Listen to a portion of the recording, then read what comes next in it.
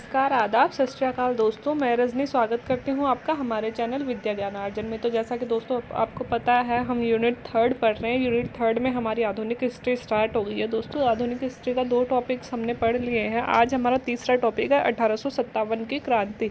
बहुत ही अच्छा और महत्वपूर्ण टॉपिक है दोस्तों। इसमें से 1-2 क्वेश्चन तो हमेशा एग्जाम में आते ही हैं, है ना। तो बिना देरी किए शुरू करते हैं 1857 की क्रांति। 1757 में प्लासी की लड़ाई और 1857 के विद्रोह के बीच ब्रिटिश लोगों ने भारत में अपने 100 वर्ष पूरे किए। देखो, 1757 में हुई थी प्लासी की लड़ाई, जिससे क्या हुआ था, बंगाल पे अंग्रेजों का अधिकार हो गया था, है ना। मतलब एक हद तक अधिकार हो गया था। पूरा अधिकार 1764 के बक्सर के युद्ध के बाद हुआ था, लेकिन 1757 से लेके 1857 तक 100 साल पूरे हो गए थे। और इन 100 सालों में ब्रिटिश लोगों ने अपनी जड़ें भारत में अच्छी तरह से जमा ली थी। इन 100 वर्षों के दौरान ब्रिटिश शासन के विरुद्ध व्यापक असंतोष के कारण अनेक बगावतें, उपद्रव और विद्रोह हुए। और 1857 के विद्रोह के कारण निम्न है। देखो, ऐसा नहीं है कि 1857 का विद्रोह 1757 के बाद में पहला विद्रोह था, नहीं दोस्तों। बीच में भी कई छोटे मोटे, बहुत सारे छोटे मोटे विद्रोह हुए थे, लेकिन वो इतने बड़े विद्रोह नहीं थे कि हम लोग यहाँ पढ़े। ऐसा नहीं है, हिस्ट्री में उनका नाम नहीं है, उनके नाम भी, डेट भी, सब कुछ है, लेकिन वो अलग अलग जगह पे हुए थे, है ना, छोटे छोटे विद्रोह है। लेकिन इन विद्रोह में सबसे बड़ा विद्रोह हुआ 1857 का विद्रोह। तो 1857 के विद्रोह में सबसे इम्पोर्टेंट आता है 1857 के विद्रोह के कारण, किस कारण से हुआ था, तो वो हम अध्ययन करते हैं। 1857 की क्रांति का सर्वप्रमुख कारण चर्बी युक्त कारतूसों का प्रयोग माना जाता है। वास्तव में चर्बी युक्त कारतूसों का प्रयोग तो एकमात्र कारण था, ना कि सर्वाधिक महत्वपूर्ण कारण। दोस्तों, हम जो भी बुक उठा के देखते हैं उसमें हम पढ़ते हैं कि चर्बी युक्त कारतूसों का प्रयोग, है ना। मतलब कि कारतूस मतलब बंदूक होती थी, और उस बंदूक के मुंह पे, है ना, चर्बी का ढक्कन लगा हुआ था, और वो बंदूक यूज़ करने से पहले उस ढक्कन को मुंह से हटाना पड़ता था, है ना।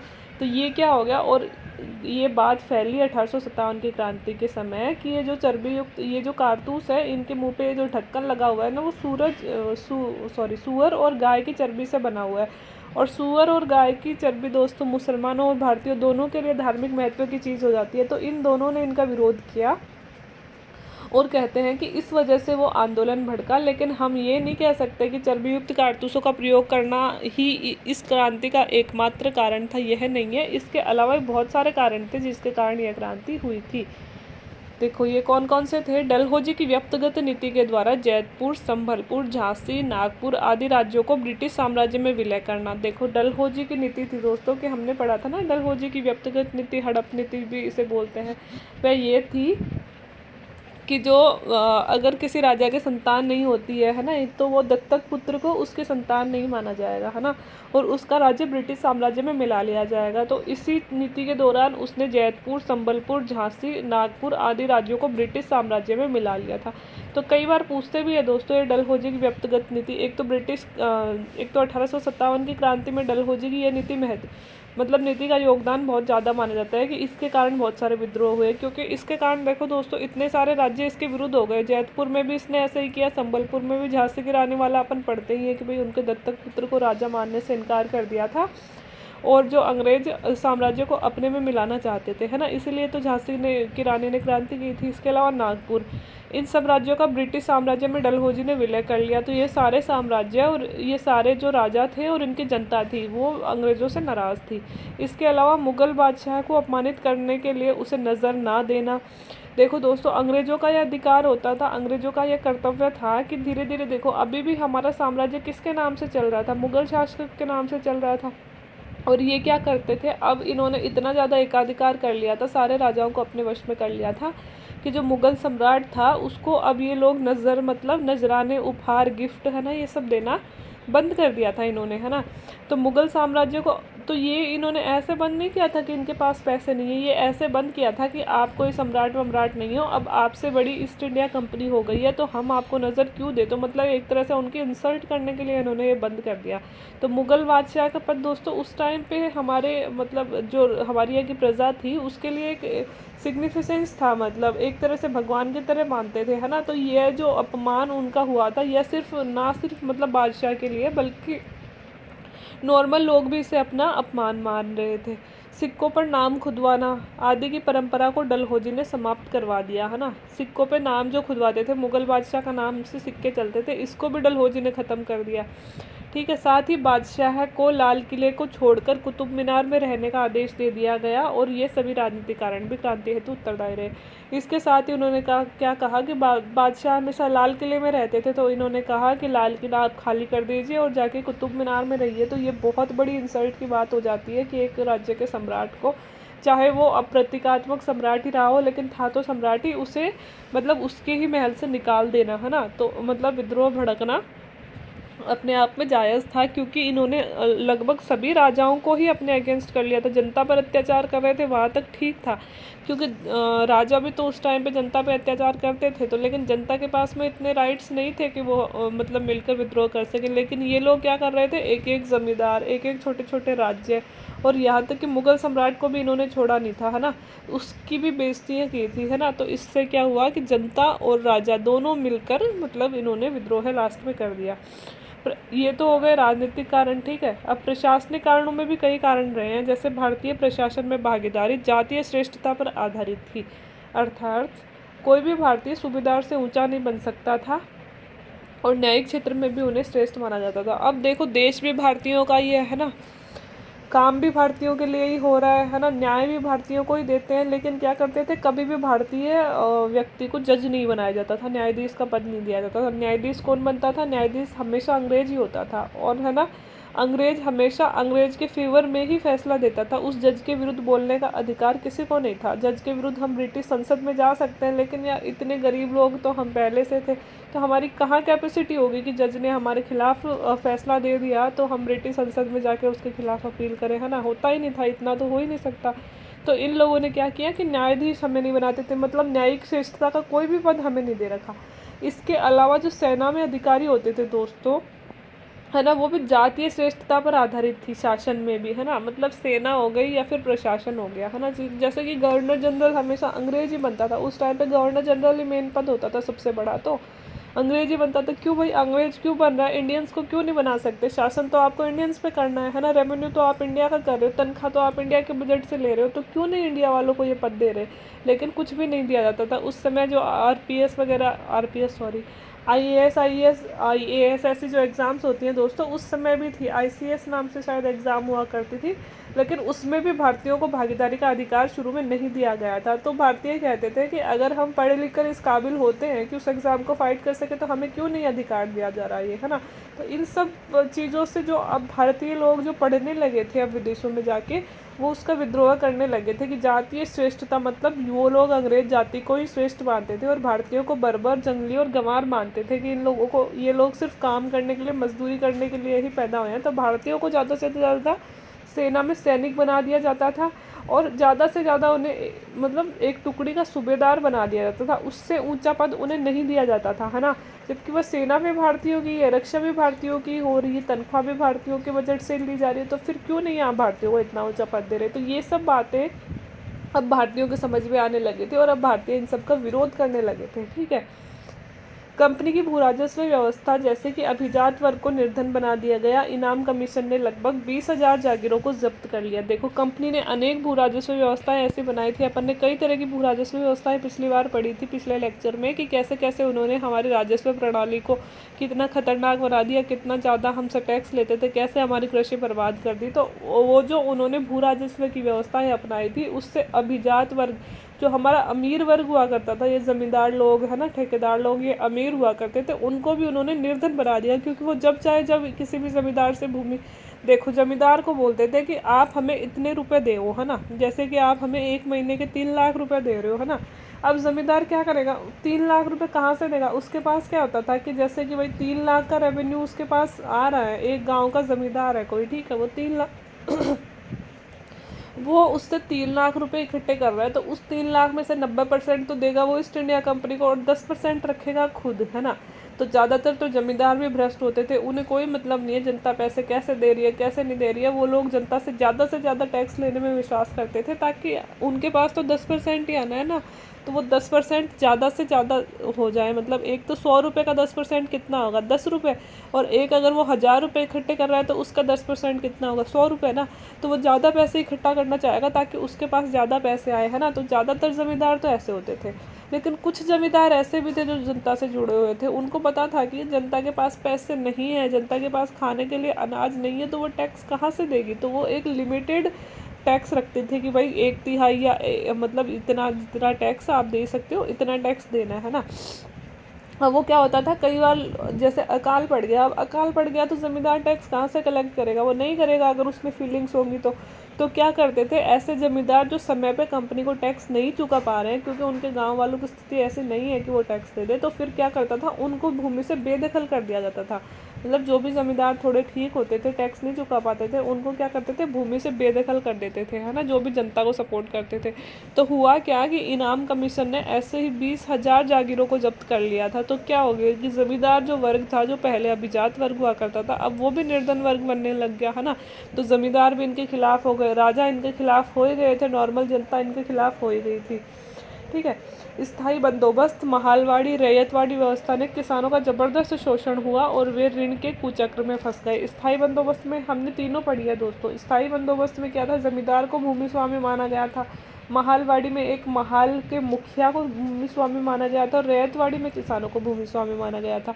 अब इन सब व्यवस्थाओं के दोष हमने पढ़े हैं कि इन सब व्यवस्थाओं में बहुत सारी कमियां थी, और उन कमियों की वजह से किसी में तो बहुत ज़्यादा टैक्स लेते थे, है ना, सब में ही बहुत ज़्यादा टैक्स लेते थे। और उस टैक्स को चुकाने के लिए इनके पास हमारे जो किसान हैं उनके पास पैसे नहीं होते थे। जैसे कि उनको है ना 1/3 अनाज अपना देना है, या फिर उनको हर महीने के जैसे 500 रुपये देने हैं। अब इस साल अकाल पड़ गया, या फिर बारिश टाइम पे नहीं हुई, या जो भी हुआ, तो अगर फसल पैदा ही नहीं हुई तो हम टैक्स कहाँ से चुकाएंगे। तो हमारे पास टैक्स चुकाने को पैसे नहीं है ना। अब हम अगर टैक्स नहीं चुकाएंगे तो ज़मींदार आके क्या करेगा, हमसे हमारी भूमि छीन लेगा, दूसरे किसान को आवंटित कर देगा। तो किसान क्या सोचते थे कि अगर भूमि चली जाएगी तो खाएंगे क्या। तो वो क्या करते थे कि टैक्स अगर उसके पास नहीं भी है तो वो दूसरे किसी ज़मींदार, सेठ, व्यापारी से जाके पैसे उधार लेते थे, अंग्रेज़ों से जाके पैसे उधार लेते थे, है ना, और उस महीने का टैक्स जैसे चुका दिया। ठीक है, ऐसे सोचते थे कि अगले महीने या अगले साल हम अच्छी फसल पैदा कर लेंगे और फिर मतलब ये उधार वापस चुका देंगे। अब जो उन्होंने उधार लिया है उसका ब्याज इतना ज़्यादा हो जाता था दोस्तों कि मान लो अगली बार भी फसल अच्छी नहीं हुई है, फिर कम फसल हुई है, तो वो जो फसल बची वो थोड़ी तो खाने के लिए रख ली, थोड़ी उन्होंने मतलब टैक्स के लिए दे दी। तो अब वो जो ऋण जो उनका उधार था और उसका जो ब्याज चल रहा है वो इतना ज़्यादा हो जाता है कि उनको अब वो भूमि से बेदखल होना ही पड़ेगा। उनके पास भूमि भी ऐसे नहीं है कि हम लोग अब जब जैसे भूमि बेच देते हैं तो पैसे आते हैं हमारे पास। उस समय तो भूमि सारी राजाओं की और अंग्रेज़ों के आने बाद अंग्रेज़ों की हुआ करती थी, तो भूमि उनकी थी नहीं। भूमि उनकी थी उतने ही दिन थे कि आप इस भूमि से प्रॉपर टैक्स हमें दे रहे हो, जिस दिन आपने टैक्स नहीं दिया भूमि आपकी नहीं रहेगी, है ना। तो उनके पास पैसे आएंगे कहाँ से, फिर क्या वो दास बन जाते थे बेचारे, या फिर अपने जो रहने के लिए घर होता था वो बेचते थे। तो ऋण के कुचक्र में फंसते गए वो लोग इस व्यवस्था की वजह से, और भयंकर गरीबी और शोषण का शिकार होने लगे। आगे बढ़ते हैं। 1857 की क्रांति हेतु कुछ सामाजिक और धार्मिक कारण भी, देखो प्रशासनिक, आर्थिक, राजनीतिक कारण तो उत्तरदायी थे ही, लेकिन जो सामाजिक और धार्मिक कारण थे दोस्तों, क्योंकि हमारा देश एक धार्मिक देश माना जाता है, वो सबसे ज़्यादा उत्तरदायी माने जाते हैं 1857 की क्रांति के लिए। जैसे कि 1856 में धार्मिक निर्योग्यता अधिनियम में ईसाई धर्म ग्रहण करने वालों को ही पैतृक संपत्ति का हकदार माना गया था और उन्हें नौकरियों में पदोन्नति मिलती थी। अब अंग्रेज़ क्या करने लगे, अब अंग्रेज़ ये करने लगे कि ईसाई धर्म के प्रचार प्रसार की छूट भी भारत में करने के लिए दे दी गई। तो अब वो भारतीयों का धर्म चेंज करवाने लगे। जहाँ धर्म की बात आ जाती है फिर भारतीय बहुत आगे हो जाते हैं कि आप हम पे अत्याचार कर लो कितना भी, लेकिन हमारे धर्म से छेड़छाड़ की तो फिर हम आपको नहीं छोड़ेंगे।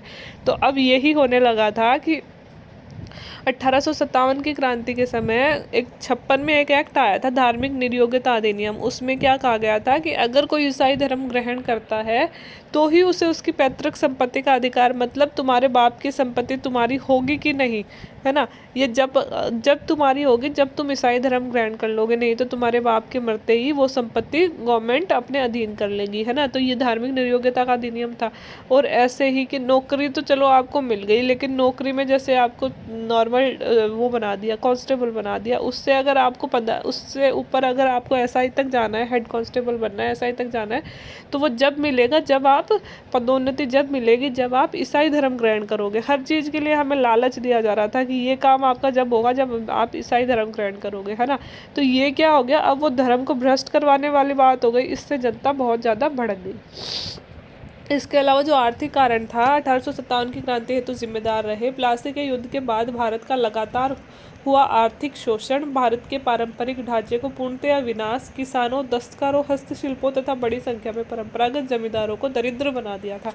1857 की क्रांति का जो एक कारण आर्थिक जो कारण था कि प्लासी के युद्ध के बाद में हुआ क्या कि भारतवासियों का लगातार शोषण कर रहे थे अंग्रेज। कभी महालवाड़ी व्यवस्था तो कभी रैयतवाड़ी व्यवस्था तो कभी स्थायी बंदोबस्त व्यवस्था। इसके अलावा जो हमारा पारंपरिक ढांचा था उसका विनाश, जैसे हम लोग पहले गेहूं की फसल करते थे, चावल की फसल करते थे, उनको ख़त्म करवा दिया। इसकी जगह आप नील उगाओ, जूट उगाओ, आप कपास उगाओ, है ना, या फिर आप चाय की पत्ती उगाओ, आम के बागान लगाओ, जिनको बेच के वो हमसे कम कीमत पे ख़रीद के वो विदेशों में उसको भारी कीमत पे बेचते थे, तो उनको बहुत ज़्यादा प्रॉफिट होता था, है ना। तो हमारे पास तो खाने को अनाज नहीं रहा, तो हमारा जो परंपरागत ढांचा था कि हम एक साल में इतनी फसल उपजा लेते थे कि हमें खाने के लिए कमी नहीं होती थी, ऊपर से इंडिया निर्यात और करता था, है ना। लेकिन वो सब इन्होंने ख़त्म कर दिया, किसानों को तो ख़त्म कर ही दिया। इसके अलावा दस्तकार और शिल्पकार थे बड़ी संख्या, और उनको भी बर्बाद कर दिया। दोस्तों हमारे शिल्पकला उद्योग और दस्तकार उद्योग सारा जो था उसको इन्होंने पूरी तरह से ख़त्म कर दिया, और जो हमारे पहले के जमींदार थे उनको भी इन्होंने दरिद्र बना दिया।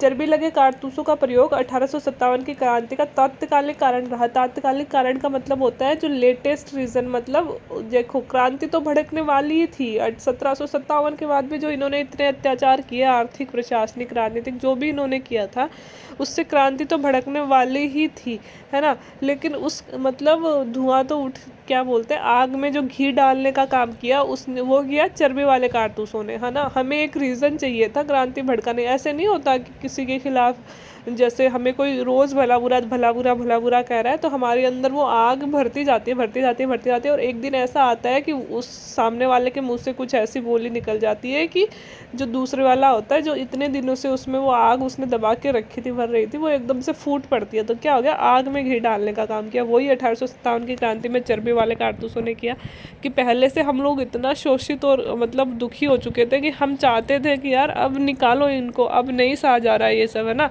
लेकिन हमें मौका नहीं मिल रहा था, वो मौका हमें दे दिया चर्बी वाले कारतूस ने। तो तात्कालिक कारण मतलब क्रांति शुरू होने का उस टाइम पे जो रीज़न था कि क्या ऐसा घटित हुआ कि उसी टाइम क्रांति शुरू हो गई, वो था अंग्रेजी मतलब चर्बी लगे कारतूसों का प्रयोग।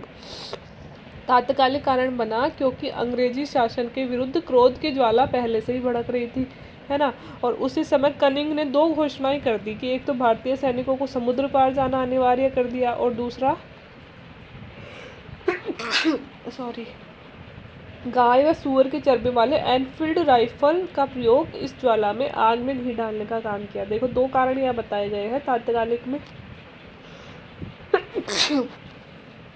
एक तो है कि जो कनिंग उस समय था उसने क्या किया, भारतीय सैनिकों को कि उन्होंने कहा कि अब से जो भी भारतीय सेना में नए भारतीय सैनिक आएंगे उनको समुद्र पार यात्रा करनी पड़ेगी, मतलब अब हम भारतीय सैनिकों को विदेश में भी भेज सकते हैं।